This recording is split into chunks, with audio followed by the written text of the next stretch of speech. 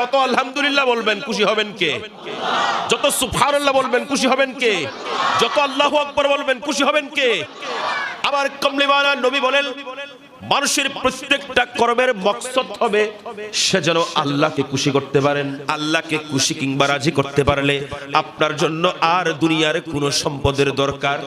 বাদশাহ হারুনুর রশিদ, ওনার কাছে অনেক গোলাম আছেন, কিন্তু ওই আয়াজকে তিনি খুব পছন্দ করতেন, খুব ভালোবাসতেন। ওই রাজপ্রাসাদের সকল গোলামরা সবাই মিলে আপত্তি জানাতেন, আপনি ওই আয়াজকে বেশি ভালোবাসেন। একদিন রাজা চিন্তা করলেন, আজকে তাদেরকে একটু এটার শিক্ষা দিতে হবে, তাদেরকে জানিয়ে দিতে হবে আমি আয়াজকে কেন বেশি ভালোবাসি। তিনি হাতের মধ্যে কিছু মুতি নিয়ে সবগুলো রাজপ্রাসাদের মধ্যে ছিটিয়ে দিয়েছেন, যে যতটা মুতি পাবে সে ততটা মুতি নিয়ে যাবেন। ওই হীরার মুতি, ওই জহরাতের মুতি উনি ফেলে দিয়েছেন। সারা খুঁজতে শুরু করেছেন, কেউ 5টা পেয়েছেন, কেউ 10টা পেয়েছেন, কেউ 2টা পেয়েছেন, কেউ 1টা পেয়েছেন। সবাই আপন আপন মুতিগুলো হাতে নিয়ে দাঁড়িয়ে আছেন, পেছনে দাঁড়িয়ে আছেন। আয়াজকে ডাক দিলেন, কি রে আয়াজ, তুমি পেছনে দাঁড়িয়ে কেন? তুমি ওই মূর্তিগুলো কেন খুঁজে নিচ্ছ না? আয়াজ বলেন, হুজুর আমার একমাত্র মকসদ হলো আপনাকে খুশি করা, আপনাকে রাজি করা, আপনাকে সন্তুষ্ট করা।